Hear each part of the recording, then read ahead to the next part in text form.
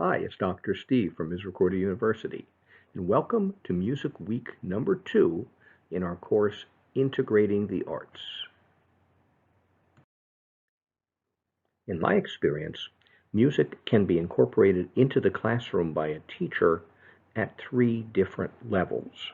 At the low level, which does not imply something of lesser quality, but just a less sophisticated way to incorporate music into the classroom, you can set tone and atmosphere. You can create an atmosphere that's conducive to effective learning and teaching. You can prepare students with music. You can help them to focus. You can help them to concentrate. On the high end, the opposite end, you can teach educational content, normally through content songs. And the third way you can do this, the kind of the middle of the road way, which many teachers will use, will be enhancing educational content with music. And in this situation, teachers use music to help students to feel and to appreciate and to better remember and to even more deeply understand the content that they're learning. So 3 different levels.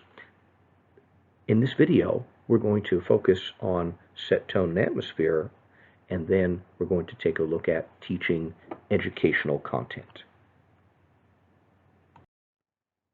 In this video, as we consider how to use music to set tone and atmosphere, we'll start by looking at musical selections to welcome students to school, for them to take a break, to support their focus and their concentration.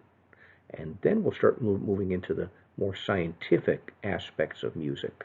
How can music affect heart rhythms and brainwave activities? And then we'll segue into looking at alpha music, type of music that has the capability of powerfully helping us accomplish this. And then let's take a look at teaching content through music. So let's begin at the foundational level. Let's consider using music to set tone and atmosphere. Music is a great enhancement to your classroom. Music is a great way to start the day. You can create a positive, friendly, welcoming atmosphere for your students if you incorporate music first thing in the morning. Some of the practical benefits: you can gather students' attention. You can help students focus. You can set the pace for learning. You can help them prepare to get in the mode to learn. And you can set a positive, welcoming, friendly tone. One tool that can help teachers incorporate more songs into the classroom with a lower learning curve is something called the piggyback song. Piggyback songs are familiar songs to students. They're songs that they already know. And what we're going to do is we're going to superimpose new words over the old melody that they already know. Think of all the early childhood songs that you have in your experience. Songs like Row, Row, Row Your Boat, Mary Had a Little Lamb, and so on. If we could put new words to those existing tunes that students already know, we would reduce cognitive load because students already know the melody. They just need to learn the new words. So half of the song is basically known already. So this is a quick way to teach a song, and it makes for a very positive learning experience for our students. Teachers can find great sources of piggyback songs, both online, some for free and some for purchase, and also in various books. Here's one of my favorite books. It's called Piggyback Songs for School.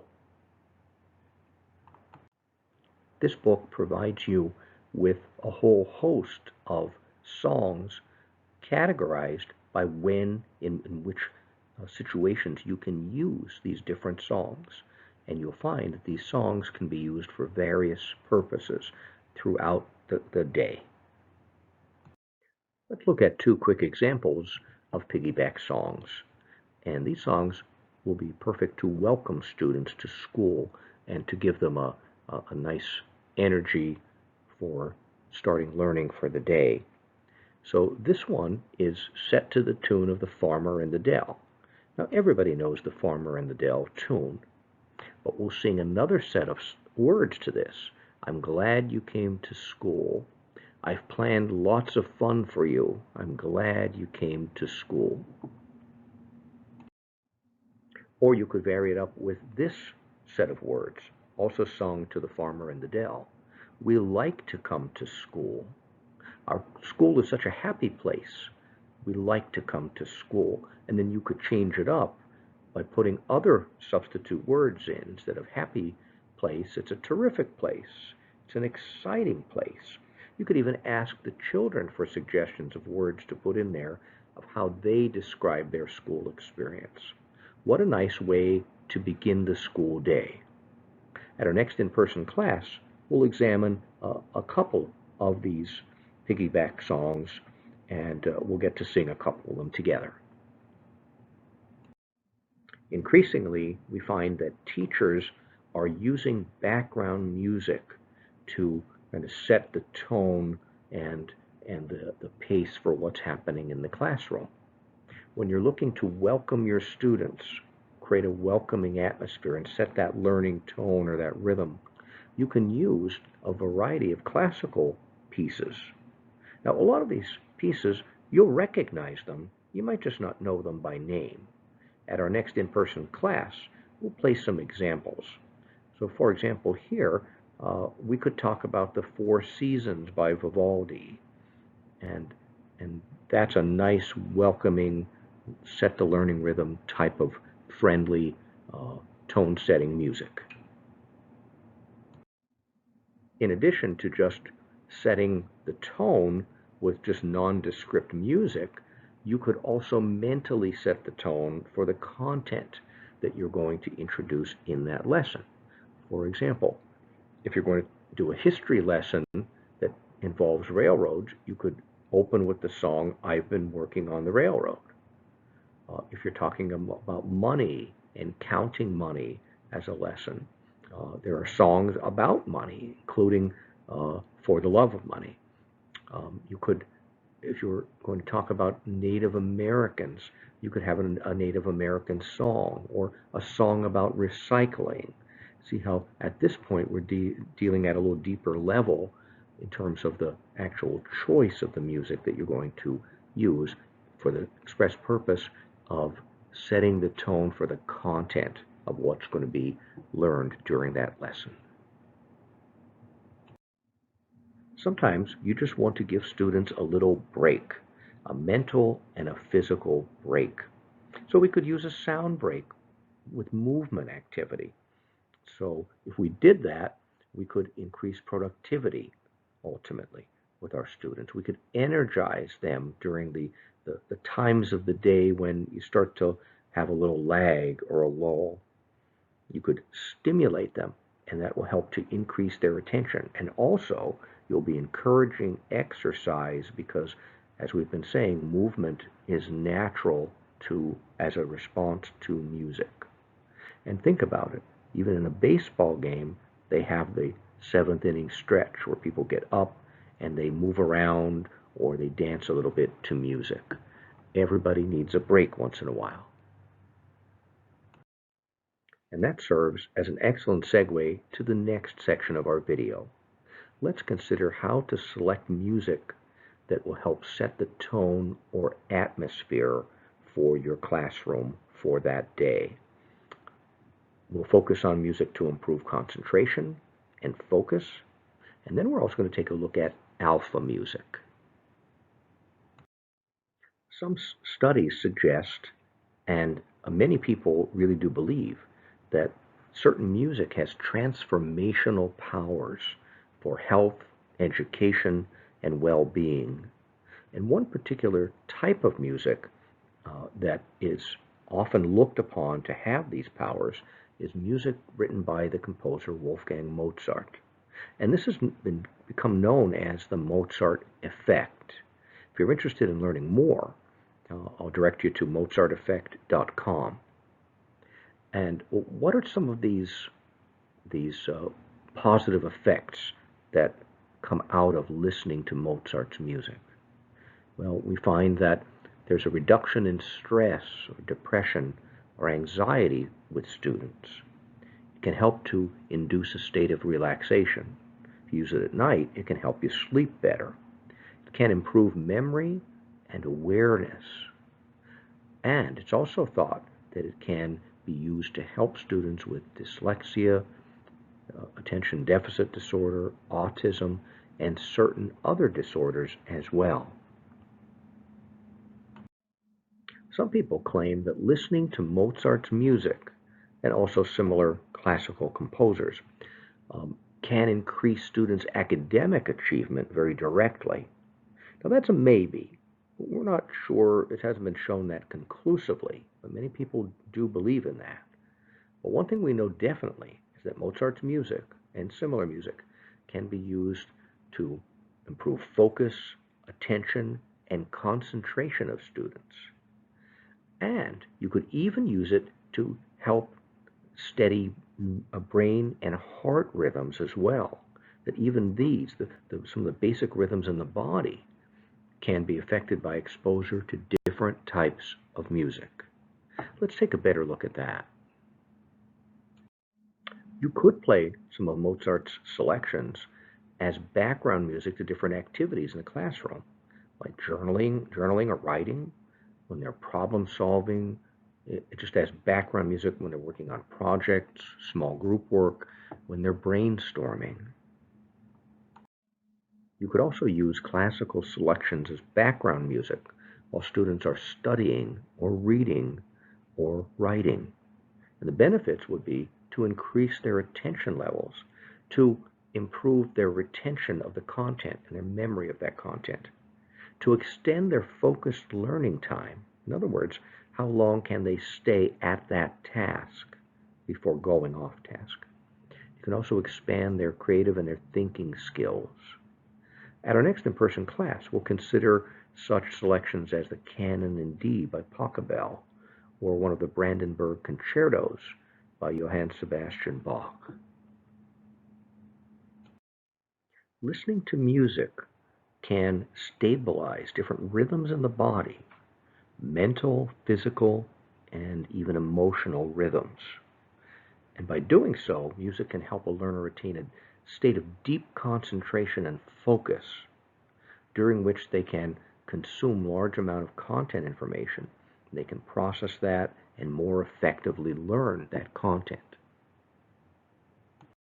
To help improve concentration and focus and to stabilize these rhythms of the body, we find that the music from the classical period, which would be Mozart's music, and also especially effective would be music from the Baroque era, from the 1700s, and that is reflected by composers such as Bach, Handel, Telemann, and Vivaldi. What we find is the Baroque music, if it's played as originally intended, will normally be played at 50 to 80 beats per minute. And that 50 to 80 beats per minute creates an atmosphere of focus that takes us into that deeper concentration, or into the alpha brainwave state. So what's so significant about the 50 to 80 beats per minute? Can you guess why that's so significant to the body rhythms? The internal metronome, or clock in the body, is the heart.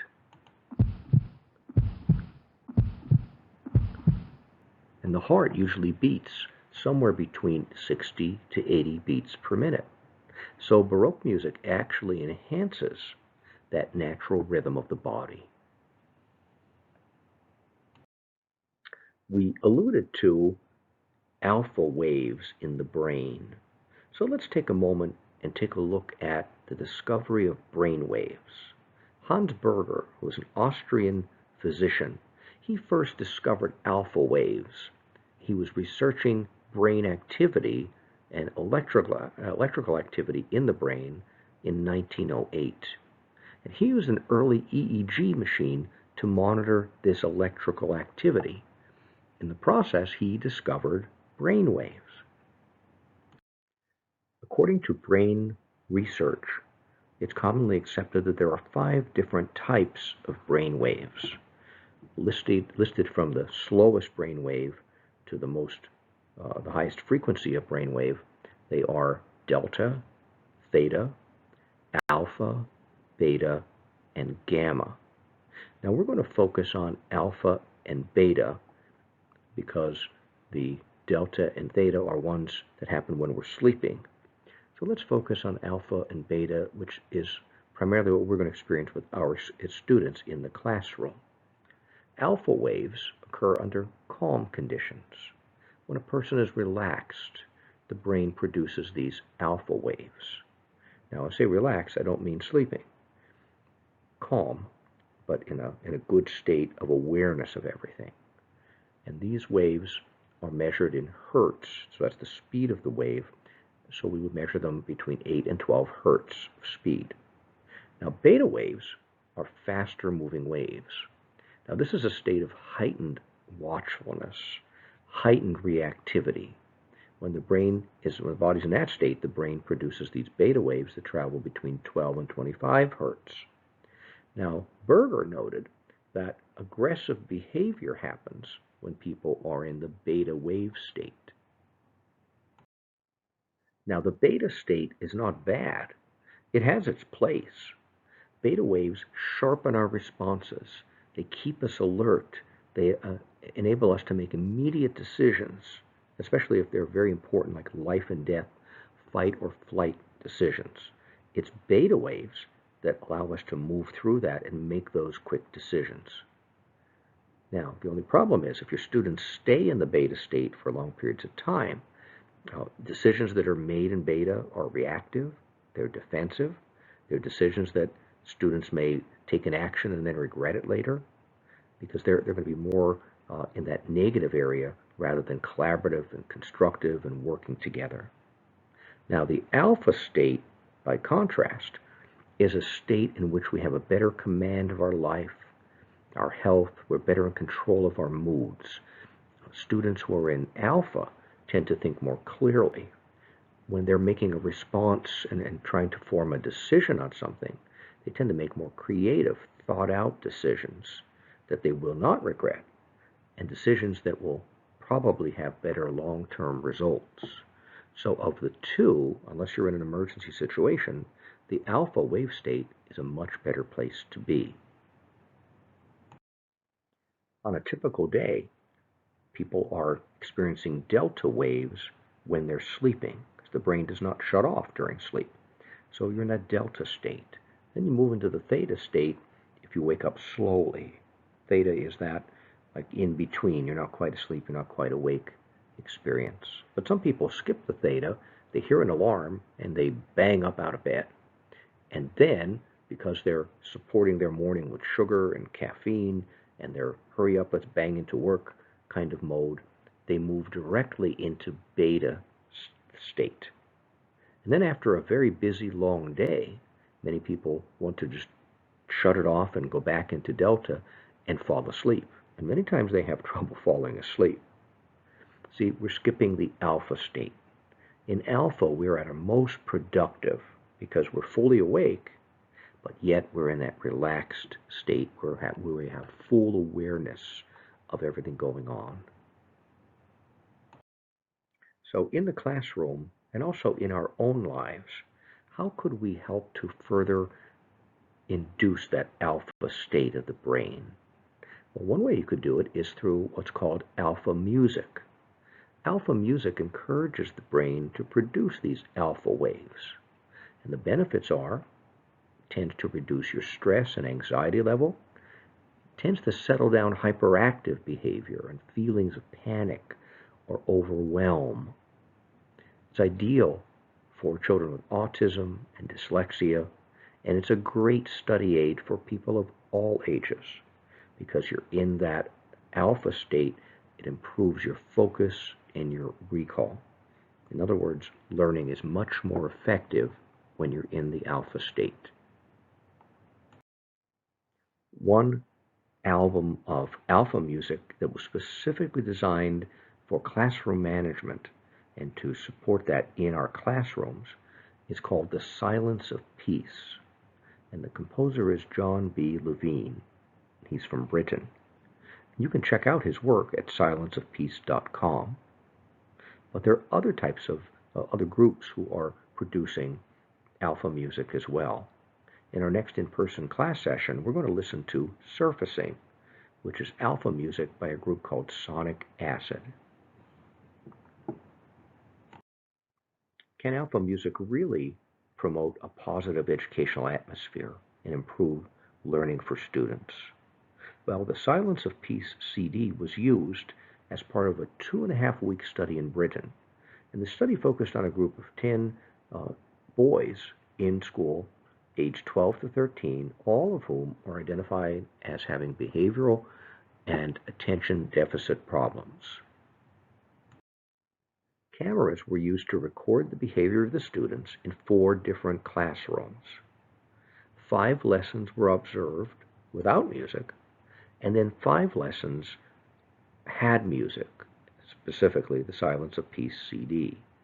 And then students were given questionnaires and tests, both the students in the class with music and also when music was not being played.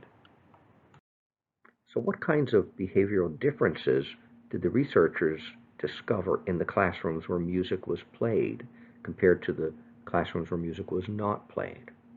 Off-task activity fell by an average of 664 instances. Now, by instances, we mean that, remember, in this study, the cameras were running, and the researchers would check off every time someone was off task, for example.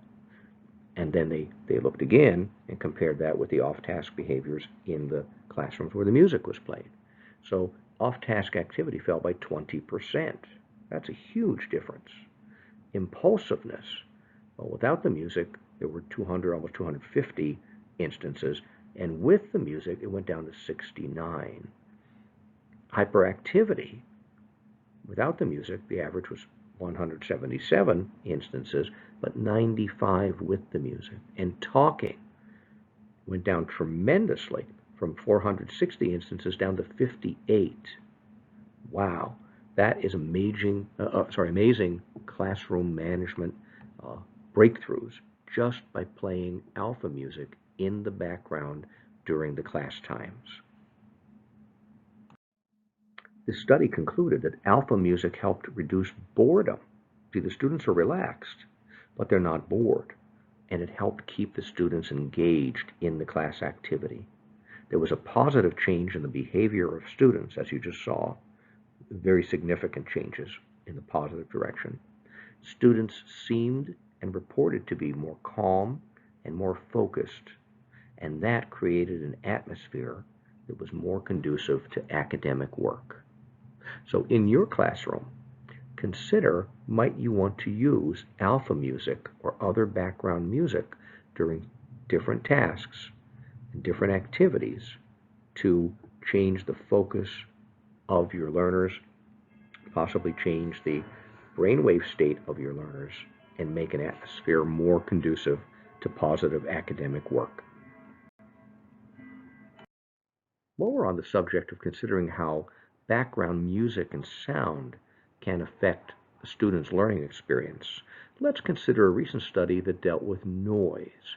Now, when we're talking about noise, we're referring to white noise. Musicians know that there are several different types of noise, different frequencies involved in these sounds, and we classify them as white noise, pink noise, purple noise, and so on. But what is it like? White noise, it would be like when your TV is just off the channel or loses the signal, and you get that staticky look on the screen and also that staticky sound. That's white noise. So here's what white noise sounds like. Now, in reality, if you filter that white noise in different ways, you can create other sounds that are very soothing to a lot of people. For example, rain, or the sound of a waterfall. All of those sounds contain white noise. So this study looked at white noise being played in the background of a classroom.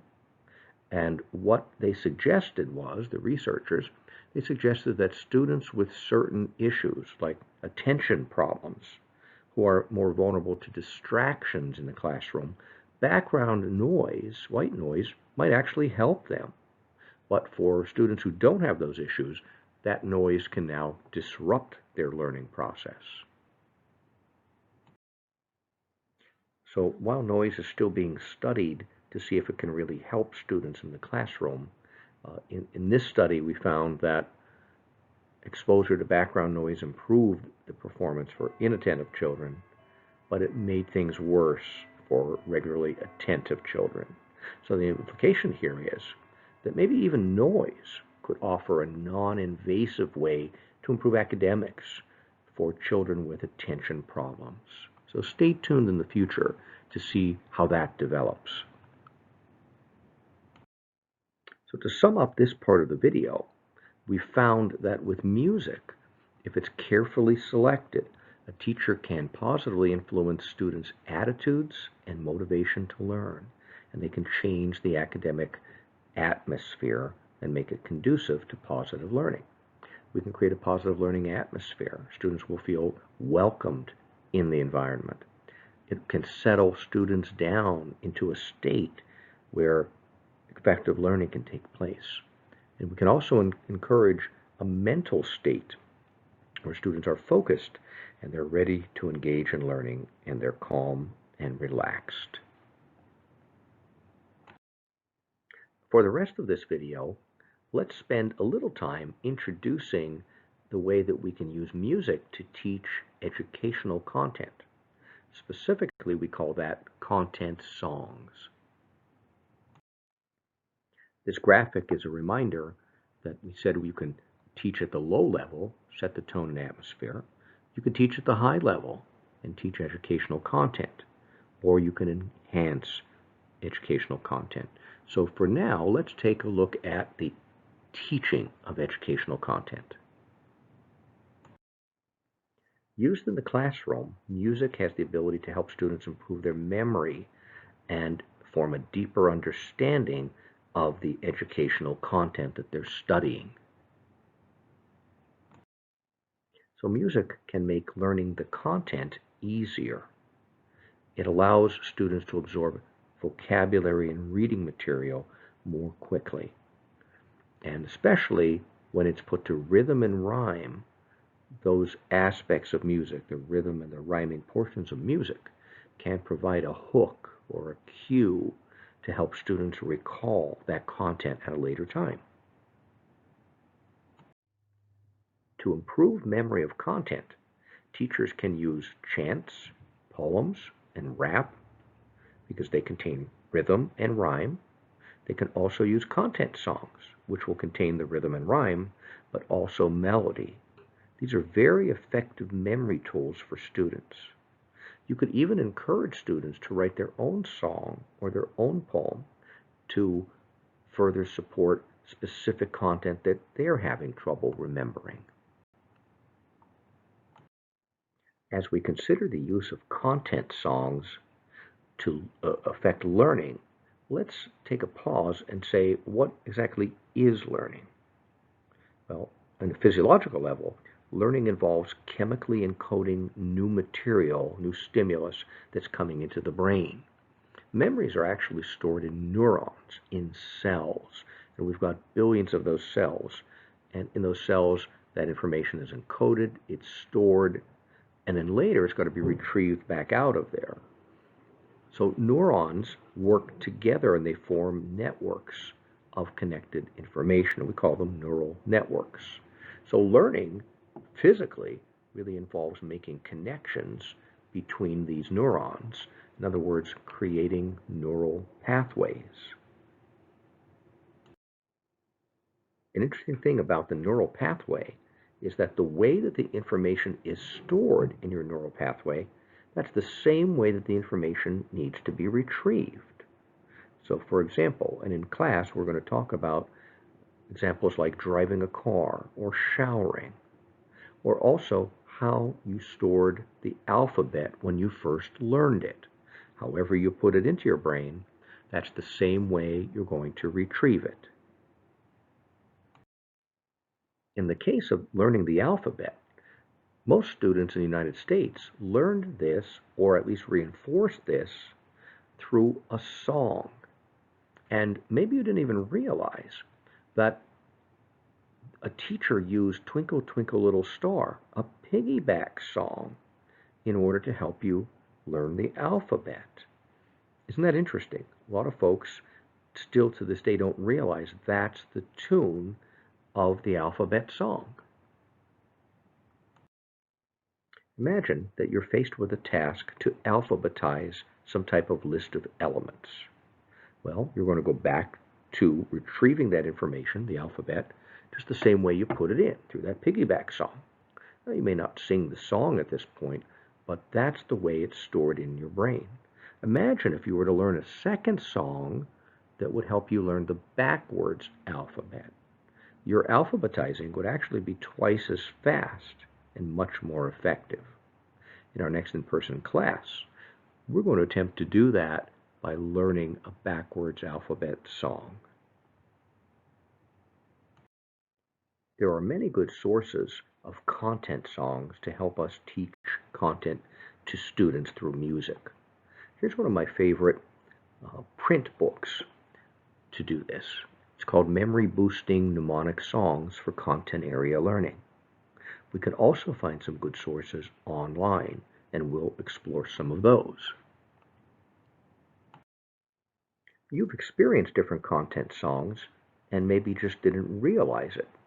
For example, Barney used to like to sing the song, I like to eat apples and bananas. And then they do a verse with the A sound, so we change the sound, so we're playing with it for young children. I like to eat apples and bananas. Then we put an E sound in there. I like to eat eeples and baninis, and so on through all of the vowels.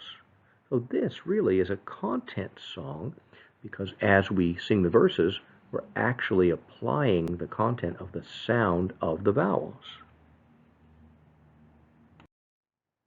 Another powerful source and example of good content songs is Schoolhouse Rock.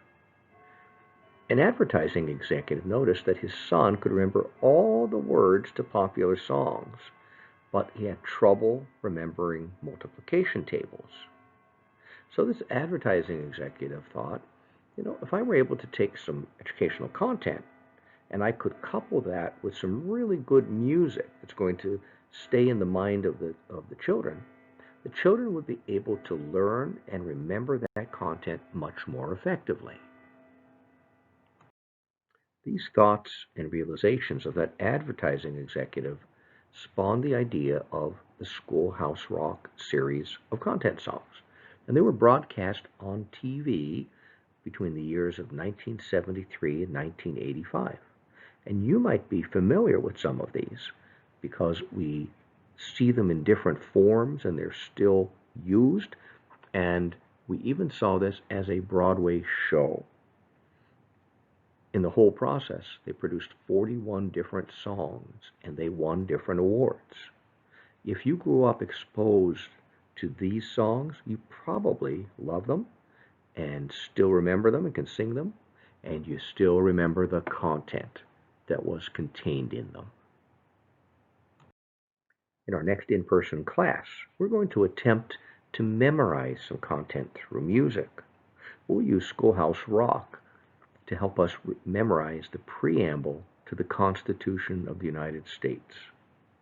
We'll also use a song called 50 Nifty United States, and we're going to focus on learning the first 14 state names in alphabetical order.